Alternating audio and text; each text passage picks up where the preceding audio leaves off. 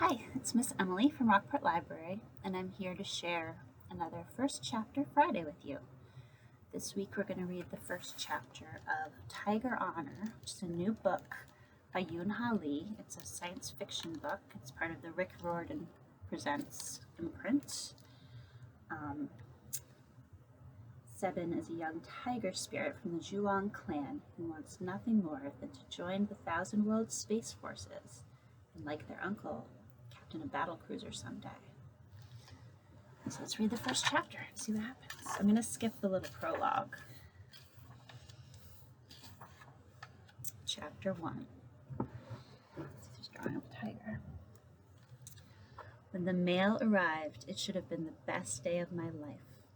Mail, physical mail, came once a week at best. The Juong clan of tiger spirits had made our home on the world of Yonggi for the past several centuries.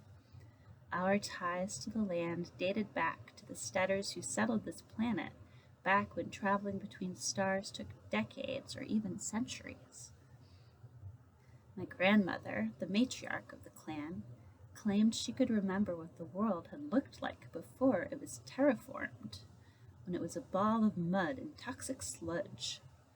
Back then, there was no mail, she always said, her tail swishing ominously.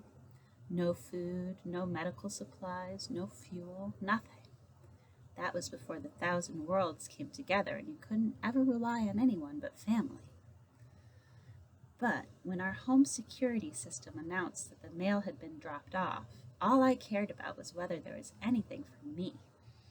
I have been obsessed with the mail for the past 3 months, ever since I'd applied to the Space Forces Cadet Program. Normally, you could only join the Space Forces at the age of 15, but due to raids at the Thousand Worlds borders, they'd started recruiting younger candidates to accustom them, me I hoped, to the rigors of space travel at an earlier age. They especially welcomed applicants with supernatural natures suited to the service, such as goblins, celestials, and tigers like me. Even if I hadn't already been eager to join, the matriarch would have encouraged it. It's important for us to build our power base, she'd said mysteriously. Every time the mail arrived, I hovered over it in hopes of the coveted response, maybe even an acceptance letter. And every time the response failed to arrive, I consoled myself by reading more of the Space Force's handbook so I would be ready the next day, just in case. My Aunt Suni was the only one who didn't laugh at the way I was fixated on the mail. Aunt was approximate. She was at least 100 years older than me. Tiger spirits don't age the same way that humans do. Aunt Suni's understanding was the only thing that made it bearable to be the youngest in the clan. We were in the middle of some martial arts exercises that involved shifting between human and tiger form to dodge attacks when the mail drop arrived. Aunt Suni was an orange and black blur as a tiger and a gray one as a human. I too was an orange tiger, unlike my favorite relative, Uncle Juan, who visited when he could. He was a rare white tiger, and I often wished I'd been born that color. It was because of Uncle Juan that I longed to be accepted by the Space Forces, to someday become a battle cruiser captain just like him. Focus, Seven, Aunt Suni called when I stopped in mid-exercise and turned toward the mailbox in my eagerness to pounce on the mail. Remember discipline. Discipline is the most important thing. You have to finish the set. I mock snarled at her. She cuffed me lightly on the shoulder, not hard enough to hurt, but with enough force to remind me of her supernatural strength. Even in her human form, that of a short, stocky woman with touches of frost in her hair, she could wrangle a fellow tiger. I'd learned that the hard way. With a growl, I condensed back into my human shape. At 13, I was already taller than she was, if only by a mere inch. Half inch, according to her. I always said we should round up, but she only shook her head. All right, I said, resigned, because I knew Aunt Suni was perfectly capable of snatching the mail and hiding it from me until I had performed my exercises to her satisfaction. Just for that, she said, And this time I knew to suppress my groan. We'll add some high kicks. Go! Approximately 4 million kicks later, my legs burned with the exertion, and Aunt Suni declared herself satisfied with my efforts. You know it's important to stay in shape, she said. We have standards to uphold. I wasn't so much concerned with the Space Force's standards as my own family's expectations. We were the Juang clan of Yonggi, after all, and as the matriarch liked to remind us, we had to be prepared in case our enemies moved against us, even if I'd never so much as witnessed an attack on my estate. Right now, that meant making sure I did all the exercises as perfectly as possible. As much as my body hurt, I ached to sprint to the mailbox. My family had indulged me by letting me check the mail for the last month. Normally, I don't reward moping, my mother's non-binary mate, my Nini, had said in her usual dry tone, but perhaps a little is understandable under the circumstances.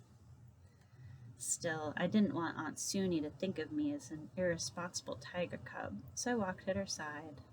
It was a good chance to recover my breath anyway.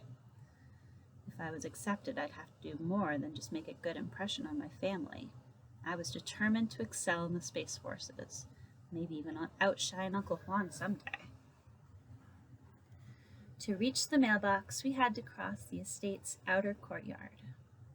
Both the inner and outer courtyards, each spacious enough for tigers to roam in, were bright with flowers, cultivated by my parents and some of the others from time to time.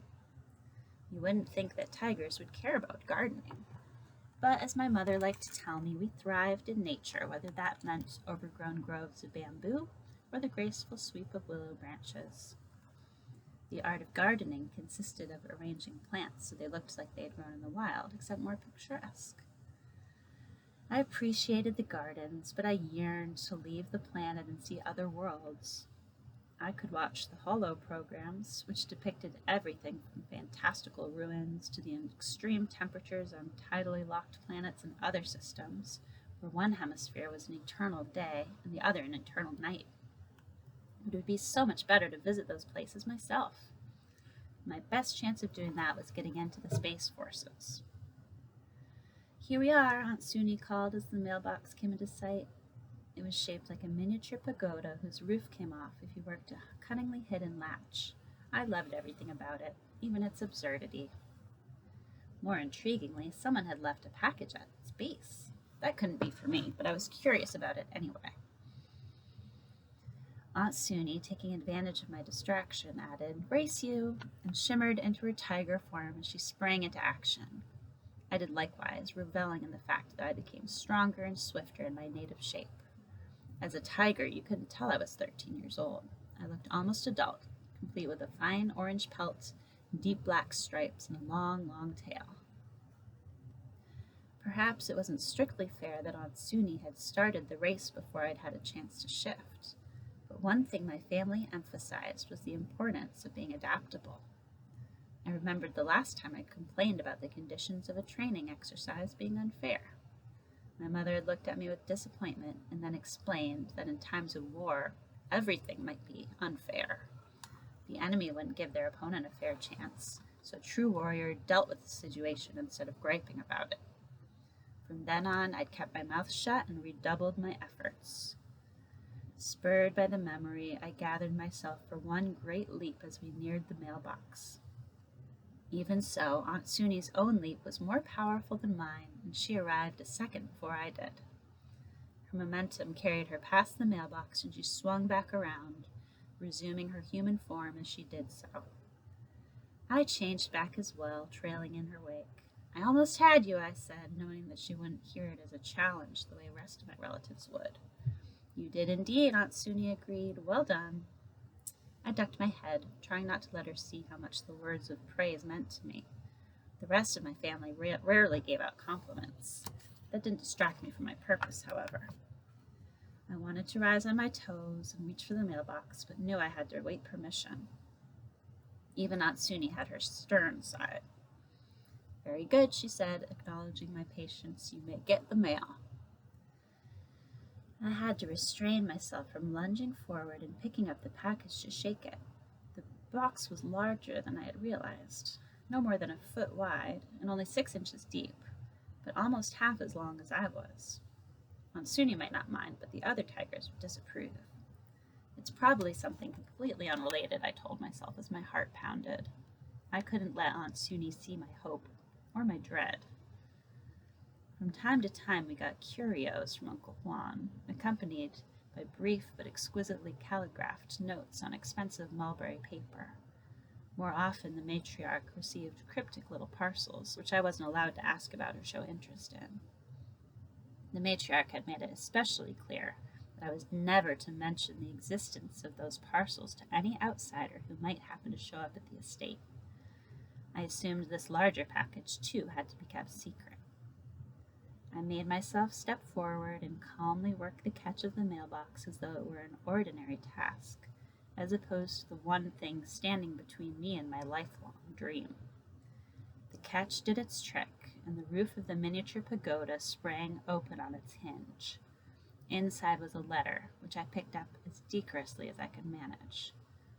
I sucked in a breath when I turned it over and saw it was addressed to one Juang Seben and stamped in red ink with the seal of the Space Forces. A letter for me? I was in agony of suspense, wondering if it contained good news or bad. Aunt Suni's reaction took me by surprise. Check to see if there's another one in there. I could smell her dread, as if she expected bad news. She could have nudged me aside and reached into the mailbox herself, but she was allowing me to save face. I peered into the mailbox. She was right. I'd been so excited to find a letter for me that I hadn't thought to look for anything else.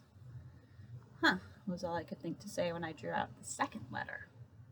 It also bore the red seal of the Space Forces, but unlike my letter, it was addressed in formal calligraphy to the matriarch of the Juan Tiger clan. Then I knew.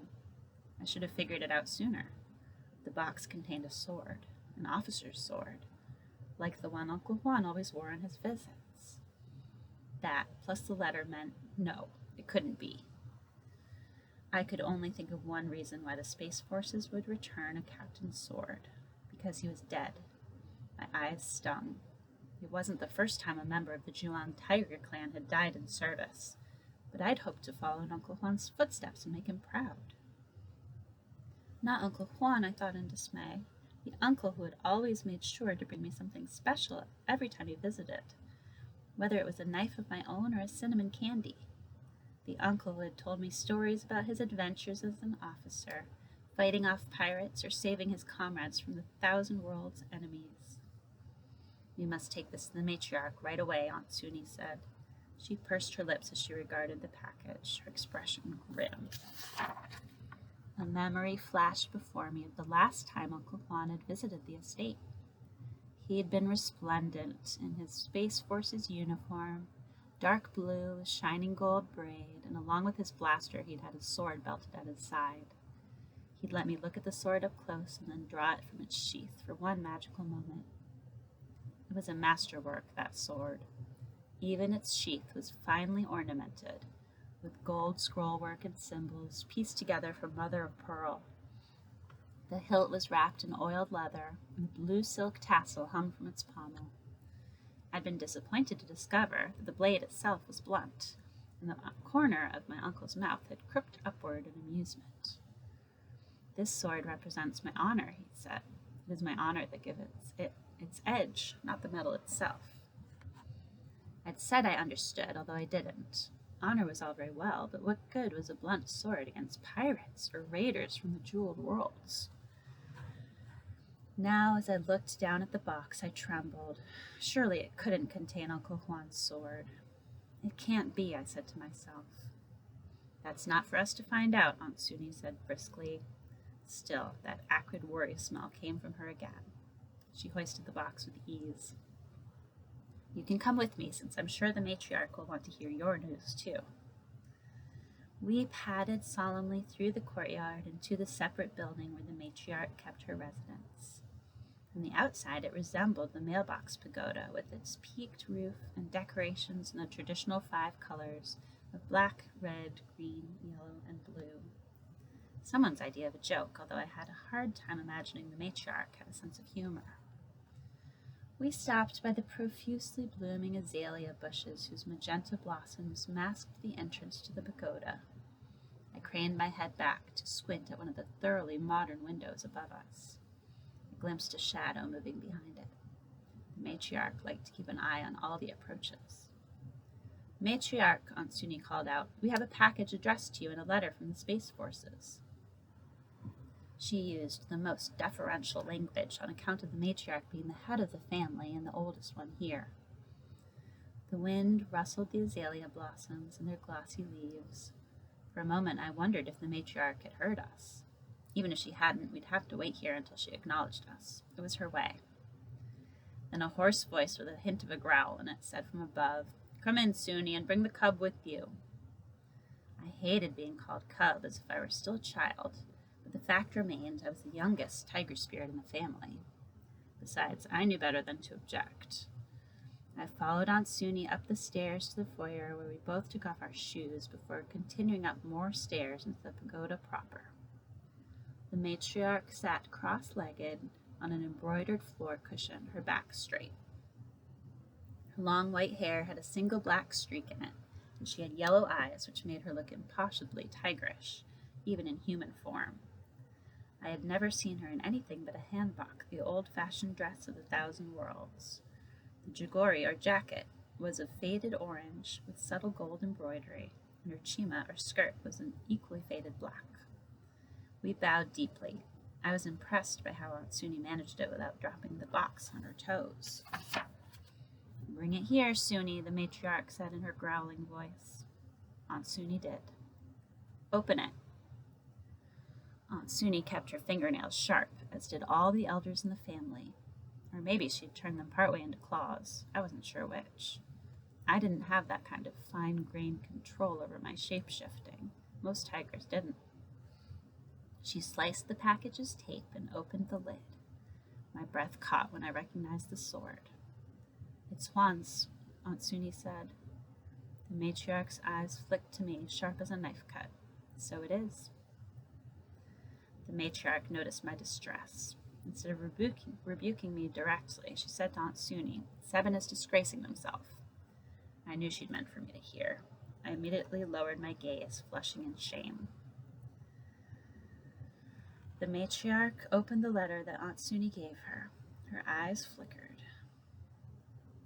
Then she looked at the two of us. "Space Forces Command informs us," the matriarch said, "that Juan of the Zhuang Tiger clan stands accused of treason and has disgraced his uniform. There is a warrant out for his arrest. He will be court-martialed upon his capture." "That can't be right," I wanted to cry out. Even though I was relieved that Juan wasn't dead, this was almost worse. Uncle Juan was the one who taught me about honor. He couldn't have deserted. And if Uncle Juan had been branded a traitor, what did that mean for me? Had my dream of serving among the stars just evaporated with the arrival of Uncle Juan's arrest warrant?